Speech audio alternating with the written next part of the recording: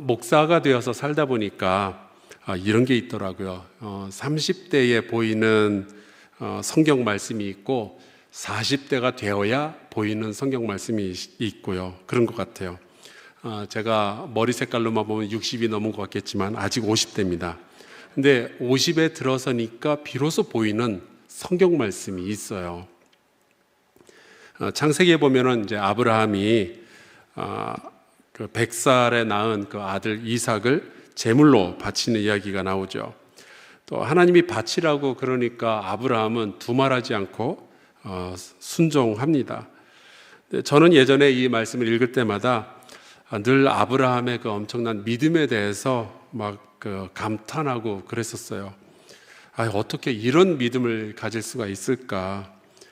저에게 늦둥이 아들이 하나 있는데 이 아이의 얼굴을 보면은 생글생글 아빠 보면서 웃고 있는데 나는 아브라함처럼 못하겠다 그랬었거든요. 그런데 이 아들이 작년에 중학교 2학년이 됐는데 이제 할 수 있을 것 같아요. 하나님이 어느 날 네 아들을 잡아서 바쳐라 그러면 아멘. 정말 기쁨으로 순종할 수 있을 것 같더라고요. 이렇게 우리는 시간이 흐르고 연륜이 쌓이고 나이가 들어가면서 성경을 보게 되는 깊이가 달라지게 되는 것 같습니다. 오늘은 그렇게 저의 성장 과정 가운데서 깨달았던 말씀을 여러분과 함께 나누려고 해요. 마가복음 1장 15절에 보면은 이런 말씀이 나오죠. 때가 찼고 하나님의 나라가 가까이 왔으니 회개하고 복음을 믿으라. 그런데 이거를 누가 말씀을 하셨죠? 예수님이 말씀을 하셨습니다. 자, 그러면 우리가 이 복음을 들어라 라고 하는 그 말씀을 들어야 될까요? 안 들어도 될까요? 들어야 되겠죠. 주님이 그러셨잖아요. 때가 찼다고. 그러니까 회개하고 믿어야 된다고요. 자, 그런데 뭘 믿으라고 그래요? 복음을 믿으라고 그랬어요. 자, 그러면은 예수님이 우리 보고 복음을 믿어라 라고 했는데 그러면 복음이 뭐냔 말이죠. 하나님의 백성이 믿어야 할 복음이 있습니다. 그런데 이 복음에 대해서 우리가 잘 알지 못한다면 이거 굉장히 큰 문제 아니겠어요? 우리가 그런 찬송가를 부르잖아요. 온 세상 위하여 나 복음 전하리. 그래서 사람들이 찾아와서 그래서 복음이 뭐예요? 그러면 여러분 뭐라고 하시겠어요? 마가복음 1장 14절에 보면 이런 말씀이 있습니다. 요한이 잡힌 후 예수께서 갈릴리에 오셔서 하나님의 복음을 전파하였다. 이번에는 그냥 복음도 아니고요. 하나님의 복음이라는 표현이 사용이 됐죠. 그러니까 하나님의 복음이라는 것은 하나님의 대한 복음, 하나님이 소유하신 복음, 그리고 하나님이 전하시는 복음일 거예요. 여기서 말하는 이 복음은 헬라어 유앙겔리온의 한국말 번역입니다. 유는 좋다, 기쁘다 그런 뜻이고요. 앙겔리온, 이거는 엔젤이라는 단어가 여기서 나왔는데 소식이라는 뜻입니다. 그러니까 복음이라는 것은 그 말 그대로 기쁜 소식, 좋은 소식을 뜻하는 거예요. 제가 6년 정도 됐는데 한 그 컨퍼런스에서 그 컨퍼런스의 그 신학적인 틀을 정하는 소논문을 쓰게 되었어요. 그 과정에서 이 헬라어 유앙겔리온 복음에 대해서 조사를 하게 되었는데 아주 재미있는 역사적 사실을 발견을 했습니다. 기원전 8세기에서 복음서가 쓰여지던 1세기까지 그러니까 한 800년 동안 복음이라는 단어가 성경에만 쓰여진 게 아니고 그 세상의 고대 문서에서 헬라어 문서에서 여기저기에서 많이 쓰여졌더라고요. 근데 주로 뭐 승리했다든지 죽은 줄 알았던 사람이 돌아왔다든지 병이 고쳐졌다, 큰 업적을 달성했다 이런 데 이제 복음이라는 이야기가 쓰여졌습니다. 그런데 그 800년 동안에 헬라어권에서 그 수만 권의 책이 쓰여졌는데 그 중에서 이 복음이라는 단어가 몇 번 쓰여진 줄 아십니까? 그 미국의 UC 얼바인에서 가지고 있는 데이터베이스가 있어서 제가 직접 서치를 했는데 총 800년 동안 17번 쓰여졌더라고요. 그 뜻은 이 복음이라는 단어가 이 세상 사람들은 잘 안 쓰는 단어였던 거예요. 그런데 이 단어, 복음이라는 단어가 1세기에 들어와서 신약 성경을 보면은 갑자기 신약 성경에만 123번이 사용되고 있습니다. 이 복음이라는 단어는 그러니까 교회에서만 사용하는, 주로 사용하는 굉장히 독특한 단어이고요.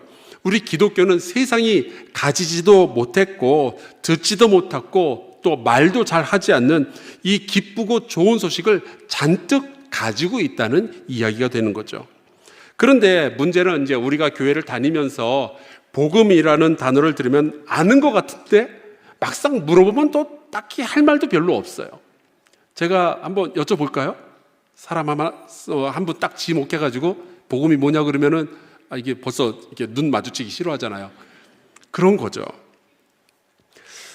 또 잘 모르는 것 같은데 막상 캐물어 보면 또 알고도 있고 참 희한한 단어가 복음입니다. 제가 아는 목사님 한 분은 이렇게 설교 시간 때마다 예수의 피 묻은 복음이라고 막 그렇게 표현을 하셨는데 그래서 그게 뭐냐고 그러면 구체적으로는 얘기를 안 하시더라고요. 나도 모르고 너도 모르고 아무도 모르고. 그러니까 표현 자체는 되게 비장하고 막 거룩하고 그런데 마땅히 설명할 말은 없는 거예요. 그래서 어떤 분들은 아예 성경 구절을 외우고 다니죠. 복음이 뭡니까? 요한복음 3장 16절. 또 어떤 분들은 복음에 대해서 말하라고 그러면 로마서를 막 들춰보죠. 이신칭이 믿음으로 의롭다함을 받는 겁니다. 그게 복음의 핵심이다. 그런 이야기를 많이 들었었거든요. 그런데 생각해 보면은 우리가 복음을 요약하고 이렇게 줄일 생각만 했지 그 복음의 깊고 풍성한 그 넓은 내용에 대해서는 우리가 별로 관심을 기울이지 않았던 것 같아요. 여러분, 복음은 성경 어디에 나오고 있을까요? 복음서에 물론 나오겠죠. 또 로마서에 나오겠죠. 근데 저는 이렇게 말씀을 드리고 싶어요. 에덴 동산 이후로 인류의 역사상 하나님의 복음이 사람들에게 들려지지 않았던 때는 없었습니다. 늘 주님께서는 우리에게 복음을 전해주셨죠. 물론 그 복음의 절정에는 예수 그리스도의 십자가 사건이 있지만 성경은요, 우리를 너무나도 사랑하시는 그 하나님이 자녀된 우리에게 전해주시는 정말 좋고 기분 좋은 소식으로 가득 차 있는 거예요. 많은 분들이 구약은 율법이고 신약에 복음이 있다 그렇게 말씀하시는데 아니요, 여러분, 우리를 사랑하시는 하나님은요, 성경 창세기에서 요한계시록까지 어디에서나 그 자녀를 위한 말씀, 자녀에게 주시고 싶은 좋고 기쁜 말씀을 기록해 놓고 있는 거예요. 성경 갈라디아서 1장 7절에 보면 이런 말씀이 있습니다. 다른 복음은 없나니. 이것을 우리는 복음의 유일성이라고 하는데요. 복음은 예수 그리스도의 부활 이야기처럼 세상이 아니라 오직 하나님으로부터 시작된 소식이어야 되고요. 반드시 성경의 근거를 두어야만 합니다. 여러분의 아들이 대학에 들어갔어요. 좋은 소식이죠. 딸이 좋은 직장에 들어갔어요. 좋은 소식이죠. 기쁘지만 복음은 아닌 거예요. 오직 하나님으로부터만 비롯된 소식이 복음이 되는 줄로 믿습니다. 그런데 성경에 보면은 복음에 대한 아주 다양한 표현들이 등장하고 있어요. 제가 몇 개 좀 찾아볼게요. 천국 복음, 그리스도의 복음, 하나님의 복음, 하나님의 나라 복음, 화평의 복음, 하나님의 은혜의 복음, 그의 아들의 복음, 나의 복음, 우리의 복음, 그리스도의 영광의 복음, 구원의 복음, 평안의 복음 등등. 이렇게 복음의 종류가 많은 거 알고 계셨습니까? 다 성경에 나와 있어요. 이것을 우리가 복음의 다양성이라고 부르죠. 마치 어머니가 우리에게 밥을 한 끼 해주실 때 하나만 놓고 요것만 먹어 그러는 게 아니라 다양한 반찬과 국과 밥을 해서 주시는 것처럼 하나님은 우리에게 주고 싶으신 좋은 소식이 다양하게 있는 거죠. 하나님은 그 백성을 기쁘시게 하실 소식이 하나가 아니었던 거예요. 그래서 우리가 성경을 열면요, 어디에서나 하나님께서 우리에게 들려주시는 좋은 소식이 있습니다. 예를 들어 볼까요? 우선 성경을 우리가 펼치자마자 제일 먼저 보게 되는 첫 번째 복음은 하나님이 우리를 창조하셨다라는 소식입니다. 태초에 하나님이 천지를 창조하시니라. 여러분 다 알고 계시죠? 그리고 그 하나님이 우리 인간을 창조하셨습니다. 근데 여러분 이 말씀은요, 묵상하면 묵상할수록 너무 좋은 소식이고 너무 기쁜 소식이에요. 이 말씀이 우리에게 주는 첫 번째 메시지는 하나님과 우리가요, 부모와 자식의 관계로 맺어져 있다는 사실입니다. 여러분, 태초에 하나님이 천지를 창조하신 것을 누가 봤어요? 창세기를 쓴 사람이 봤습니까? 아니죠. 하나님이 빛도 만들고 별도 만들고 바다 만드는 거 누가 봤어요? 아무도 못 봤어요. 그러니까 여러분 창세기 1장 1절은요, 누가 보고 빛을 만드셨네, 그러고서는 기록한 게 아닌 거예요. 세상이 만들어지고 사람이 창조되는 것은요, 오직 하나님만 보셨어요. 왜냐하면 그분이 만드셨잖아요. 그때는 사람이 없었잖아요. 그러니까 창세기 1장 1절은요, 하나님이 사람에게 들려주신 이야기인 거죠. 그걸 받아 적은 거예요. 그러면 왜 하나님이 이 이야기를 성경에 제일 처음에 기록을 해 놓으셨을까요? 우리를 창조하신 하나님이, 우리를 창조하신 분이 하나님이라는 사실이 너무나도 기쁘고 좋은 소식이기 때문에 그런 거죠. 우리 입장에서 말하자면은 태어나 보니까 나의 창조자가 하나님이신 거예요. 우리 모두에게 출생의 비밀이 있다면 바로 이겁니다. 창조주 하나님이 우리의 아버지시다. 사람이 이 땅에 태어나면요, 선택 가능한 것이 있고 선택할 수가 없는, 선택 불가능한 것이 있죠. 무슨 옷을 입을지 혹은 무슨 음식을 먹을지는 내가 선택할 수 있어요. 그런데 우리가 평생을 살아도 선택할 수 없는 것이 있습니다. 예를 들어서 부모님. 이건 선택할 수가 없어요. 왜냐하면 태어나 보니까 이미 결정이 되어져 있는 거예요. 여러분, 우리의 인생 가운데는 우리의 선택과 상관없이 반드시 그냥 믿고 받아들여야만 하는 것이 있습니다. 내가 믿든지 안 믿든지 그건 상관이 없어요. 이미 결정이 난 거기 때문에. 내가 태어나 보니까 우리 엄마가 이분인 거예요. 내가 태어나 보니까 우리 아버지가 이런 분인 거예요. 그건 결정이 났어요. 여러분의 선택이 아니에요. 세상 사람들이 믿든 안 믿든, 과학이 증명을 하든 안 하든, 철학자들이 무슨 말을 하든 상관이 없어요. 하나님은 내가 너희를 창조했다라고 선언을 하셨습니다. 자, 그러면 이 창조라는 단어를 성경에 가장 처음 첫머리에 두시면서 하나님께서 정말로 하고 싶으셨던 말씀이 뭐였을까요? 하나님은 창세기를 통해서 우리에게 이렇게 말씀을 하시는 거예요. 너희는 어떻게 해서 이 땅에 태어났는지 모르지? 나는 알고 있다. 너희는 어디서 왔는지 모르지만 나는 알고 있다. 왜냐하면 내가 너희를 만들었기 때문에. 그래서 부모가 그 자식을 사랑하는 것을 평생 중단할 수 없는 것처럼 나는 이 땅에서 태어난 모든 사람들을 사랑하는 그 사랑을 내가 멈출 수가 없다. 내가 너희를 버릴 수가 없다. 내가 심지어 하나님이 어디 있냐고 손가락질하는 그 사람들조차도 내가 사랑하고 있다. 지금까지도 내가 사랑하고 있다. 이 말씀을 창세기 1장 1절에 심어 놓으신 거예요. 이게 복음 아닌가요? 여러분 생각해 보세요. 태어나 보니까 나를 창조한 이가 하나님이 아니라 마귀였다면 여러분 어쩔 뻔했어요?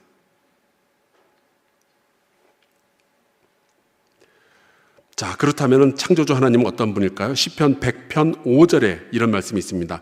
여호와는 선하시니 그의 인자하심이 영원하고 그의 성실하심이 대대에 이르리로다. 여러분, 이 말씀이 여러분에게 기쁨이고 힘이고 소망이 되기를 주의 이름으로 축원합니다. 그러면은 그 선하신 하나님이 우리를 만드셨는데 그 하나님이 그러면 우리를 막 지으셨겠어요? 아니면 정성스럽게 지으셨겠어요? 정성스럽게. 자, 우리 양옆으로 인사 나누겠습니다. 당신은 막 지어진 사람이 아닙니다. 그래서 시편 8편 4절에 보면은 이런 말씀이 나오는 거예요. 사람이 무엇이기에 주께서 그를 생각하시며 인자가 무엇이기에 주께서 그를 돌보시나이까. 이걸 다르게 표현하자면 하나님은 선하실 뿐만이 아니라 우리를 너무나도 깊이 깊이 사랑하신다는 말이죠. 저는 호세아서를 읽을 때마다 참 감동을 하게 됩니다. 호세아 3장 1절에 보면 이런 말씀이 있어요. 여호와께서 내게 이르시되 이스라엘 자손이 다른 신을 섬기고 건포도 과자를 즐길지라도 여호와가 그들을 여전히 지금까지 사랑하나니. 다른 신을 섬기는데도 하나님은 그 사랑을 멈출 수가 없다는 거예요. 여러분, 우리가 죄인이에요? 아니에요? 죄인이죠. 우리가 죄를 지어요? 안 져요? 짓죠. 오늘 죄 졌어요? 안 졌어요? 지셨구나. 실망이에요. 그렇다면 여러분 옆에 앉아있는 사람은 죄인이에요? 아니에요? 죄인이에요. 멋지게 잘 차려입었지만, 크리스마스 색깔 다 옷 입고 나오셨지만 아쉽게도 죄인인 거죠. 그런데도 하나님은 우리를 여전히 사랑하고 계신대요. 자, 우리 인사 한번 다시 나눌까요? 당신도 죄인이셨군요.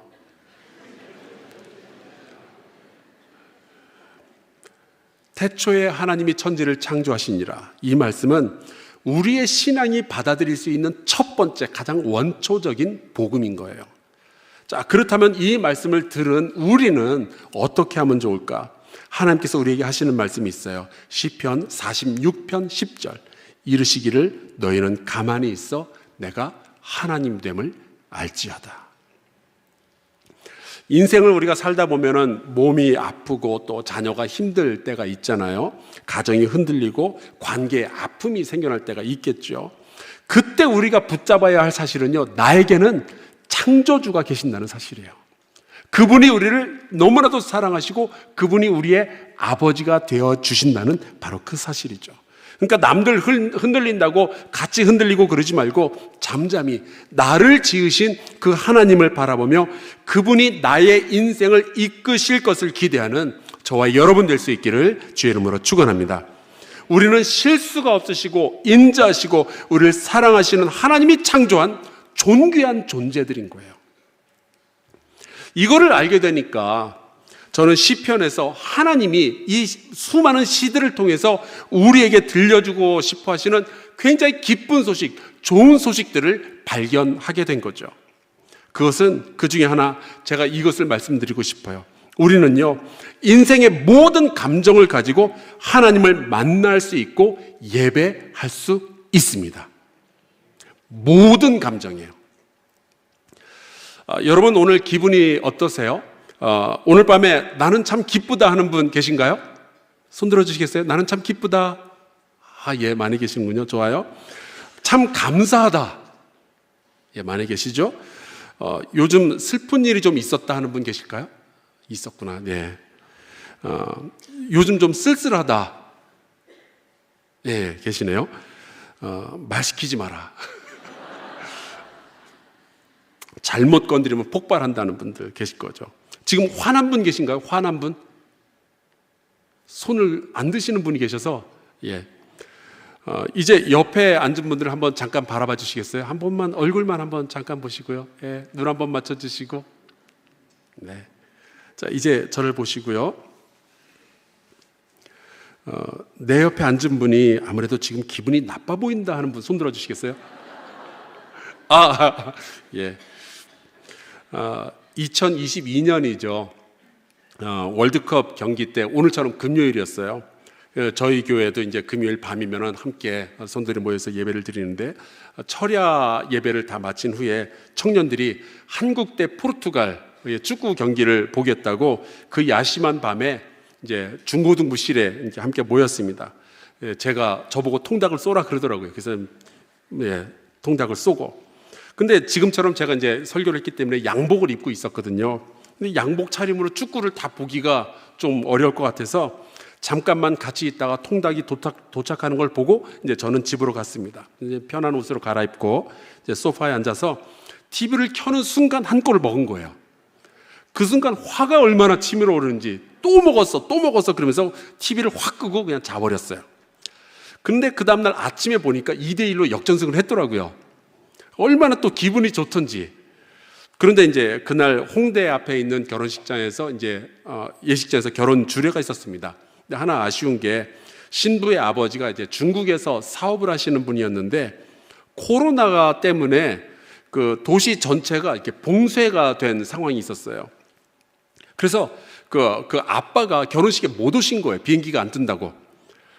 대신에 이제 제가 주례를 할 때 딸과 하객에게 읽어달라면서 문자를 보내오셨어요. 근데 그게 일생일대 실수죠. 이게 그 아빠가 못 오셨으니까 제가 문자를 읽겠습니다 하고 글을 읽는데 이제 신부가 펑펑 막 울기 시작하는 거예요. 얼마나 슬프겠어요. 근데 제가 뭐라도 말을 해서 위로를 해야 되는데 뭐 할 말이 생각이 안 나더라고요. 그래서 그래도 아빠가 없어서 마음이 서운하겠지만 한국이 16강에 진출하지 않았냐. 위로가 되면 좋겠다. 그랬더니 막 신부가 눈물을 흘리다 말고 막 웃고 그러더라고요. 근데 여러분 가만히 보면 우리가 하루에도 12번씩 감정이 바뀝니다. 저도 그래요. 하나님이 우리를 그렇게 창조하신 것 같아요. 기분 좋다가도 확 뒤집어져서 막 슬퍼지고 막 분노하고 이런 거는 하루에도 여러 차례 반복이 되죠. 근데 감사한 것은 우리의 마음, 우리의 감정의 이 세밀한 변화, 이걸 하나님은 다 알고 계시는 거예요. 왜냐? 하나님이 우리를 만드셨으니까. 그래서 성경을 보면은 다양한 사람들의 다양한 감정들이 다 나와 있는 거죠. 여러분이 지금 어떤 감정을 가지고 지금 이 자리에 앉아 계시는지는 모르겠지만 성경에 보면요, 바로 그 감정을 느꼈던 사람들의 이야기가 기록이 되어져 있어요. 특별히 시편을 읽다 보면은 150가지의 각각 다른 감정들이 즐비하게 늘어서 있습니다. 어쩜 그렇게 내 기분하고 딱 맞냐 싶은 시가 꼭 하나는 있어요. 여러분 어떤 감정을 가지고 있든지 시편을 한번 꼭 읽어보세요. 이거 내가 느끼는 감정이 바로 요거야 싶은 게 있죠. 그런데 이 시가 총 150개가 있는데 이 150개의 시를 히브리 말로는요 셰페르 테헬림 그렇게 부릅니다. 이 셰페르 테헬림이라는 뜻은 찬양의 노래라는 뜻이에요. 오늘날의 천주교회도 그렇고 우리 개신교회도 마찬가지죠. 시편은요 예배에서 빠지지 않아요. 여호와는 나의 목자시니 내게 부족함이 없으리로다. 시편 23편. 또 피난처 있으니 환난을 당한 자 이리 오라. 시편 46편. 옛부터 도움되시고 내 소망 되신 주. 시편 90편. 그러니까 시편에 나오는 150개의 시들 가운데 거의 한 반이 다윗의 시이지만 나머지 반은 모세의 시기로부터 시작해서 포로 후기의 시기까지, 그러니까 거의 한 1000년에 걸쳐서 쓰여지고 유대인들의 예배 가운데 불려졌던 노래들을 모아놓은 겁니다. 그러니까 시편은요 다 예배 때 사용하는 노래들이에요. 노래 가사들입니다. 근데 이 시편을 읽다 보면은 그 가운데는 슬픈 감정도 있고요, 분노하는 감정도 있고요, 외로운 감정, 절망하는 감정, 탄식하는 감정 다 나와 있죠. 그런데 이 모든 것이 다 예배 시간에 쓰이는 언어들이었던 거예요. 그렇다면 시편을 통해서 하나님께서 우리에게 주시는 기쁜 소식, 복음은 바로 이겁니다. 우리는 인생의 어떤 감정 상태에서도 하나님 앞으로 나아갈 수 있는 거예요. 그리고 그 하나님을 예배하고 그 하나님 만날 수 있는 거죠. 오늘 우리가 같이 읽은 본문이 시편 62편인데 1절 같이 한번 읽어볼까요? 1절입니다. 시작. 나의 영혼이 잠잠히 하나님만 바라며 나의 구원이 그에게서 나오는도다. 아멘. 이 시가 얼마나 아름다운지 모르겠어요. 그래서 시편 62편이 그대로 찬양으로도 만들어졌잖아요. 나의 영혼이 잠잠히, 아시죠? 하나님만 바라며 나의 구원이 그에게서 나오는도다. 자, 그러면은 이 시를 쓸 때 시인은 어떤 감정 상태였을까요? 얼핏 보기에 이 시편 62편은 시인이 마치 그 평화로운 숲속에 들어가서 물소리, 새소리 들으면서 하나님을 묵상하다가 이 시를 쓴 것만 같아 보여요. 그런데 3절에 보면은 시인이 이 시를 쓸 때 그 사람의 감정 상태가 어떠했는가 이렇게 기록이 되어져 있습니다. 넘어지는 담과 흔들리는 울타리 같이 사람을 죽이려고 너희가 일제히 공격하기를 언제까지 하려느냐. 그러니까 여러분 이 예배의 노래는요 즐겁고 평화로울 때 부르는 노래가 아니라 공격당할 때 힘들어서 죽을 것만 같을 때 불렀던 노래였던 거예요. 그때 다윗은 무엇을 했는가? 그때 그는 복수의 칼날을 갈고 있었던 것이 아니라, 짜증나면서 괜히 옆에 있는 사람 괴롭히고 그랬던 것이 아니라, 그 감정을 가지고, 그 괴로운 감정을 가지고 하나님 앞에 그대로 나아갔던 거죠. 하나님 앞에 나아가서 내가 지금 어떤 상황에 있는지, 자기 마음이 지금 어떤지를 예배 가운데 그대로 고하는 거예요. 다윗이 공격을 당하면서 그 괴로움 가운데서 하나님을 예배하다가 8절에 이렇게 노래를 합니다. 백성들아, 시시로 그를 의지하고 그의 앞에 마음을 토하라. 하나님은 우리의 피난처시로다. 다윗은 하나님 앞에서 자기의 마음을 토해내고 예배를 드리다가 깨달은 것이 있는데, 자기가 어떤 상황과 어떤 감정 속에서라도 하나님 앞에 나와서 예배하다 보면은 하나님이 나의 피난처가 되어주신다는 것을 깨달았던 거죠. 제가 한국에 들어오기 전에 미국에서 오랫동안 목회를 했는데요. 저는 그 미국인 교회를 담임을 했었습니다. 근데 그때 저를 도와줬던 저의 목회 비서가 30대 여성이었는데 정말 좋은 가정이었어요. 남편은 IT 계열에서 일을 하는 분이었고 아들 하나, 딸 하나 있었습니다. 근데 어느 날 그 부부가 저를 좀 만나고 싶다고 하더라고요. 그래, 언제든지 찾아와라. 그런데 밤에 만나고 싶대요. 찾아와라. 그래서 이제 저도 퇴근을 했다가 다시 이제 교회로 출근했습니다. 밤에 찾아온다니까. 근데 그 부부가 들어왔어요.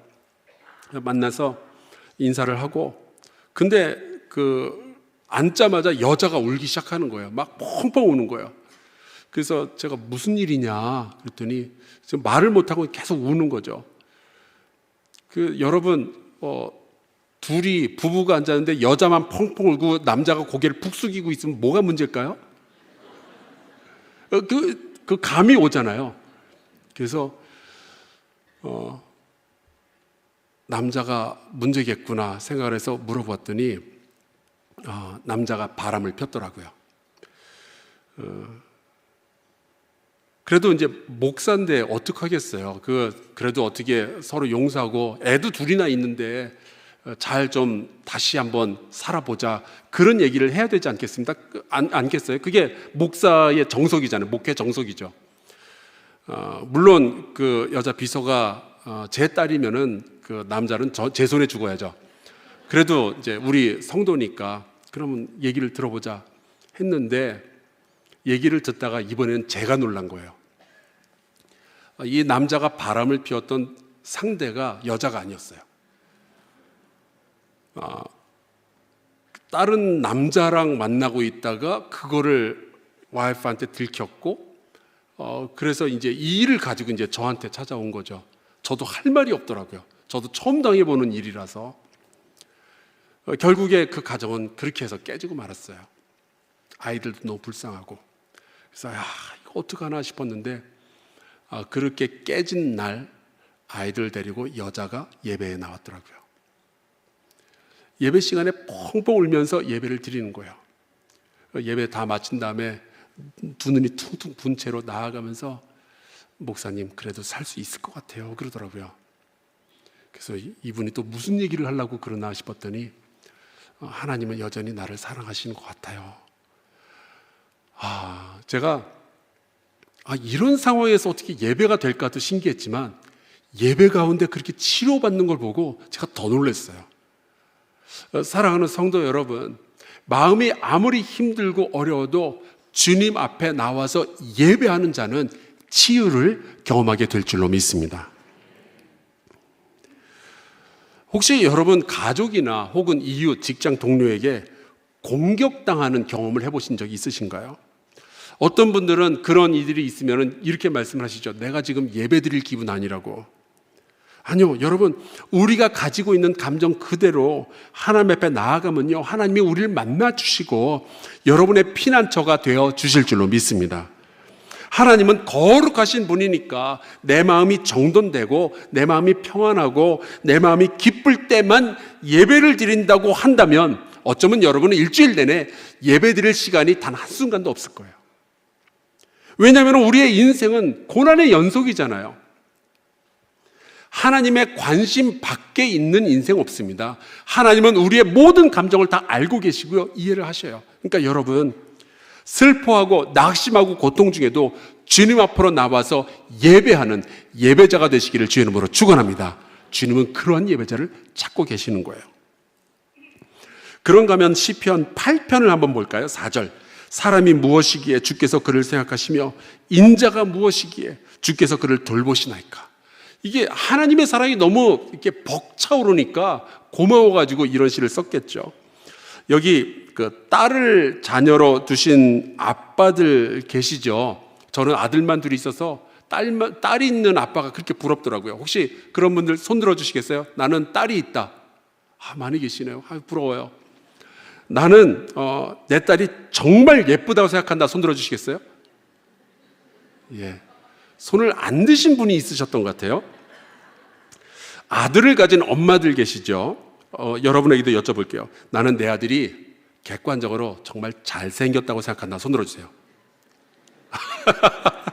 예. 진심이다 하는 분 손 들어주시겠어요? 예. 저도 이제 저희 교회에서도 이제 우리 성도들이 감사 헌금 같은 거 하면 이제 감사 내용을 써서 이렇게 내잖아요. 그러면 이제 저희 재정부에서는 그것을 스캔을 쫙 떠가지고 저한테 이메일로 보내줍니다. 그러면 이제 저는 그 감사 내용들을 쭉 보면서 이제 성도들을 위한 기도를 하게 되는데, 제가 여지껏 14년 동안 저희 교회에서 목회를 했는데요, 단 한 번도 자식이 예뻐서 감사헌금 한 예가 없었어요. 다들 예쁘다고 얘기는 해요. 근데 그것 때문에 하나님께 감사하는 사람이 없더라고요. 그건 둘 중에 하나일 거예요. 예쁘다고 잘생겼다고 말은 하지만 사실은 안 믿고 있는 거예요. 아니다. 그건 아니다. 혹은 잘생기고 예쁜 것은 내 DNA 때문에 그런 거다라고 생각을 하시는 거겠죠. 여러분, 아니거든요. 하나님의 은혜예요. 진지하게 감사하시기를 주의 이름으로 축원합니다. 근데 다윗은 지금 자기 인생을 보면서 막 감격을 하면서 하나님을 예배하고 하나님께 감사하고 있는 거죠. 나처럼 보잘것없는 사람도 돌봐주시는 하나님께 감사하고 있는 거예요. 그러니까 여러분도 감격할 일이 있을 때 한턱 낼 생각만 하지 마시고 하나님께 감사하고 예배하시는 성도들 되시기를 주의 이름으로 축원합니다. 이런 마음을 가지고 예배하면 참 좋을 것 같아요. 보는 목사도 좋고 여러분도 좋고 얼마나 좋겠어요. 비슷한 상황으로 우리가 잘 아는 시편 23편을 볼까요? 1절과 2절. 여호와는 나의 목자시니 내게 부족함이 없으리로다. 그가 나를 푸른 풀밭에 누이시며 쉴 만한 물가로 인도하시는도다. 여러분, 나에게 부족함이 없습니다 라는 고백이 얼마나 소중한지 몰라요. 왜냐? 하나님이 나와 동행하고 계신다는 것을 인정하는 이야기니까요. 그것만으로도 만족이 되니까 이런 이야기를 하는 거겠죠. 이런 사람은요, 어떤 상황에서도 은행 잔고와 상관없이 감사할 수 있는 거고 행복할 수 있죠. 예전에 어떤 분이 강연을 하다가 그런 질문을 했어요. 서울에서는 강북에서 사는 사람이 행복할까요? 강남에서 사는 사람이 행복할까요? 그랬더니 이제 사람들이 강북이죠, 강남이죠, 뭐 이렇게 막 얘기가 나오는 거예요. 그때 이제 강사가 그런 얘기를 했어요. 통계해 보니까 강남에서 사는 사람들의 자살률이 강북보다 훨씬 높다는 거죠. 그래서 강남이 부자도 많이 살고 있지만 사실은 자살률이 높다는 것은 그렇게 행복하지 않다는 거예요. 그래서 자기는 강북으로 이사를 가서 강북에서 살고 있다는 거예요. 그런데 강북에서 살다 보니까 알게 된 게 있는데 강북엔 또 타살이 많다네요. 그러니까 그 말은 어디서 사느냐가 중요한 게 아니라는 거죠. 푸른 풀밭, 시원한 물가에서도, 사망의 음침한 골짜기에서도 하나님의 목자가 되신다면 거기서도 행복하게 살 줄로 믿습니다. 그렇게 행복할 때, 그렇게 고마움을 느낄 때 그때 뭘 하면 좋겠어요? 주 앞에 나와서 예배하시는 저와 여러분 되기를 간절히 축원합니다.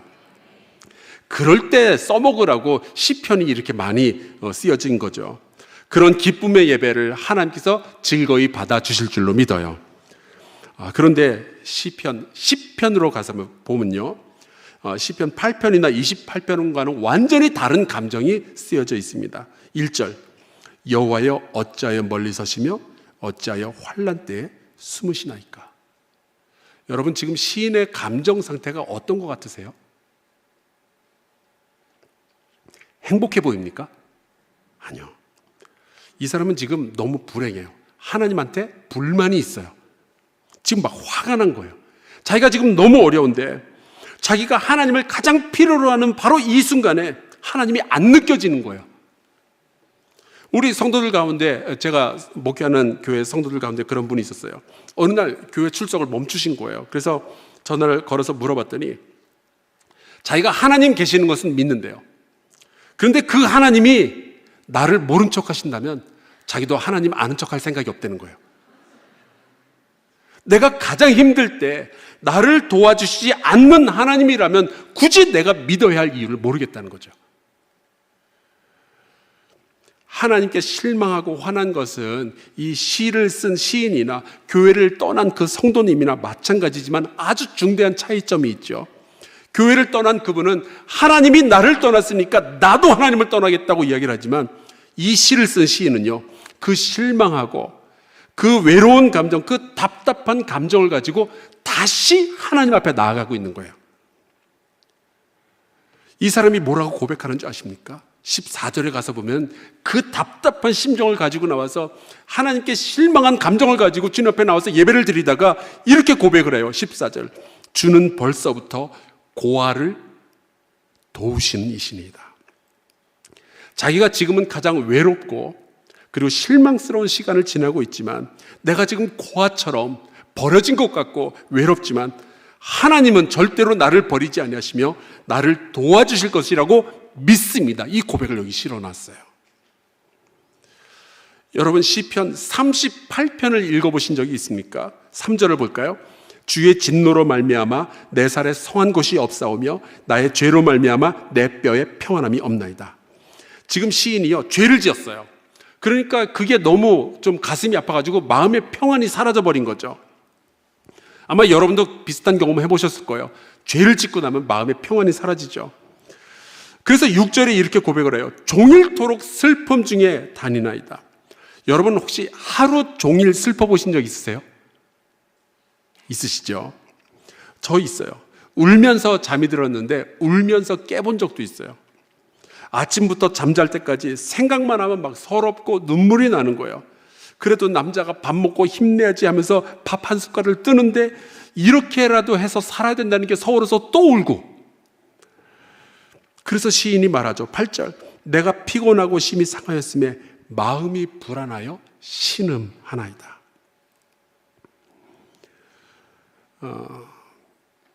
이럴 때 여러분은 어떻게 하세요? 이런 분들이 술을 드실 때가 있죠. 술 기운에라도 좀 잊어버리고 싶어서.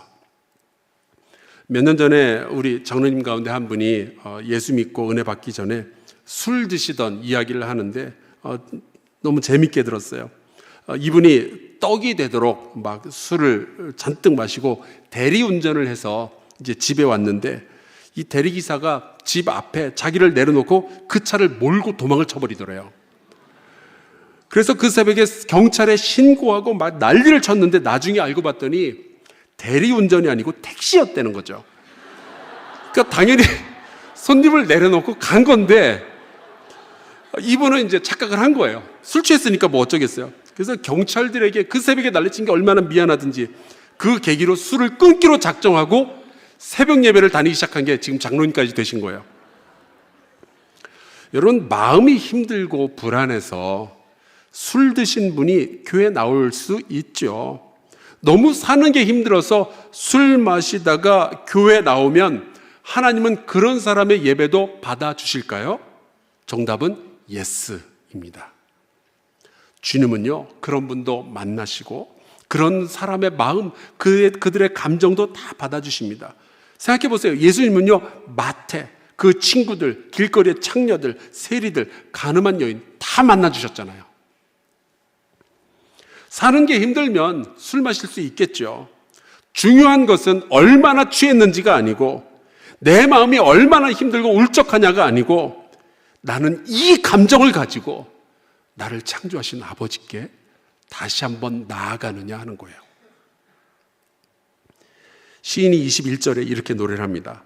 여호와여 나를 버리지 마소서, 나의 하나님이여 나를 멀리하지 마소서. 여러분, 이렇게 하나님께 울며 부르짖으며 나아가는 사람은 반드시 하나님의 구원을 경험하게 될 줄로 믿습니다. 그래서 이러한 노래가 시편에 기록이 되어져 있는 거죠. 시편 26편을 보면 또 다른 인생의 감정이 등장하고 있어요. 1절, 내가 나의 완전함에 행하였사오며 흔들리지 아니하고 여호와를 의지하였사오니 여호와여 나를 판단하소서. 다윗이 쓴 건데 다윗이 지금 뭘 하고 있는 중일까요? 지금 잘난 척하고 있는 중입니다. 교만하다라기보다는 지금 하나님 앞에서 뭐가 좋았는지 그렇게 자랑을 막 하고 있는 거예요. 자기의 삶이 자신이 있는 거죠. 하나님이 판단해 보세요. 내가 얼마나 잘 살았는지 한번 보세요. 지금 막 자랑하고 있는 거예요. 근데 이 다윗의 상황을 잘 모르는 사람이 보면 좀 밥맛이 없을 수도 있죠. 여러분 생각해 보세요. 대표 기도를 시켰는데 아까 우리 나오셔서 기도하시는데 기도를 이렇게 한다고 생각을 해보세요. 6절에 나와 있는데 여호와여 내가 무죄함으로 손을 씻고 주의 제단에 두루다니며 감사의 소리를 들려주고 주의 기이한 모든 일을 말하리이다. 내가 무죄함으로 손을 씻고. 여러분 분명히 좋은 일이고 축하할 만한 일이지만 밥맛은 없잖아요. 어쩌면 다윗이 오랜만에 죄 없이 며칠 동안 살았던 모양이에요. 마음이 얼마나 기쁘겠어요. 그래서 너무나도 즐거운 마음으로 아이처럼 즐거워하면서 하나님 앞에서 이런 시를 써서 예배를 하고 있는 거죠. 제가 아는 분들 가운데 여자 선교사님이 이런 분이 한 분 계셔요. 저희 교회도 왔었는데 아마 이 교회도 왔었을 거예요. 이분이 약간 이런 분위기입니다. 내가 최고의 하루를 보냈다고. 최고의 하루를 보냈다고. 그리고 하나님이 자기를 너무 사랑하신다고. 그러면서 이분이 또 그런 얘기도 해요. 자기가 생각해봐도 자기가 너무 객관적으로 잘났다고 막 그러는 거예요. 근데 그렇게 말하는 게 별로 밉지는 않아요. 순수하게 하나님 아버지 앞에서 자랑하고 예배하는 모습을 제가 봤으니까요. 여러분 자랑도 여러분의 아버지 되시는 하나님 앞에서 자랑하시기를 바라요. 시편 109편을 보면 또 다른 인생의 감정이 등장하고 있습니다. 여러분 화나고 짜증날 때 하나님을 예배해도 될까요? 하나님은 그런 감정을 가진 사람도 만나 주실까요? 다윗이 이런 찬송가를 불렀어요. 10절, 그의 자녀들은 유리하며 구걸하고 그들의 황폐한 집을 떠나 빌어먹게 하소서. 이런 걸 저주라고 하죠. 그것도 막 그 사람을 저주하는 것도 아니고 그의 자녀들을 막 저주하면서 빌어먹게 해달라고 막 그러고 있는 거예요.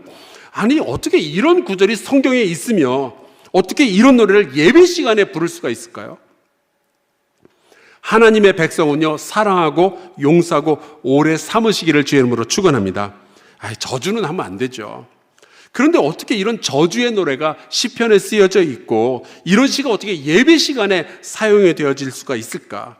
중요한 것은 그 저주의 내용이 아니라 그런 분노와 짜증이 나는 시간에도 다윗은요 꾸역꾸역 하나님 앞으로 다시 나아갔다는 거죠. 짜증난다고 막 입을 뒤집어 쓰고 나 교회 안 가, 목사님 미워 그러는 게 아니고 여전히 다윗은 그의 마음을 하나님께 다 토해놓는 거예요. 나 지금 너무 짜증났어요. 하나님 저놈의 새끼들 다 죽였으면 좋겠어요. 막 그러고 있는 거예요. 지금 자기 감정을 하나도 안 숨겨요. 어디 사람 찾아가서 저주하는 게 아니라 하나님 앞에 와서 지금 이러고 있는 거죠. 그런데 그렇게 예배하는 가운데 이 다윗의 짜증이 어떻게 변하는지 아십니까? 30절, 내가 입으로 여호와께 크게 감사하며 많은 사람 중에서 찬송하리니. 하나님 앞에서 다 토해놓으니까 그의 마음이 짜증에 분노에 저주에 머물러 있는 것이 아니라 오히려 그런 자신까지도 받아주고 품어주시는 하나님을 향한 감사와 찬송의 마음으로 바뀌고 있는 겁니다. 그래서 시편 51편에 보면은 이런 말씀이 있어요. 하나님께서 구하시는 제사는 상한 심령이라. 상한 심령의 고백과 그 예배 가운데서 하나님은 그 사람을 만나 주신다는 거죠. 그러니까 우리가 거룩하고 경건하고 때로는 예배로 기도로 완벽하게 준비됐을 때만 예배를 드릴 수 있는 것이 아니라 우리의 어떤 상황과 어떤 감정 속에서도 하나님은 우리를 만나주시고 위로하시고 우리의 이야기를 들어주시고 우리를 구원해 주시는 거예요.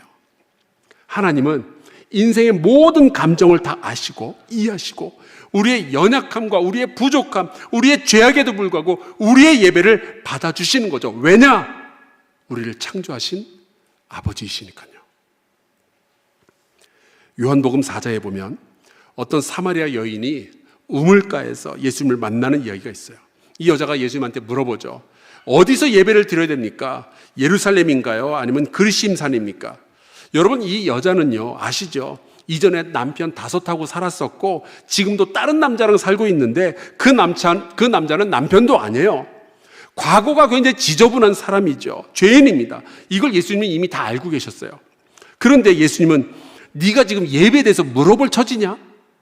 죄부터 회개하라, 이렇게 말씀 안 하셨어요. 오히려 이 죄 많은 여자가 예배에 대해서 질문할 때 예배의 핵심을 짚어주시죠. 하나님이 예배할 사람을 찾고 계신다. 영과 진리로 예배해라. 왜 이 여자에게 그런 말씀을 하셨을까요? 죄를 지었든 안 지었든, 과거가 깨끗하든 지저분하든, 마음이 슬프든 기쁘든 상관없이 정직한 마음으로 내 모든 감정을 가지고 그저 주님 앞에 나와서 예배하면 주님이 받아주실 것이기 때문에요.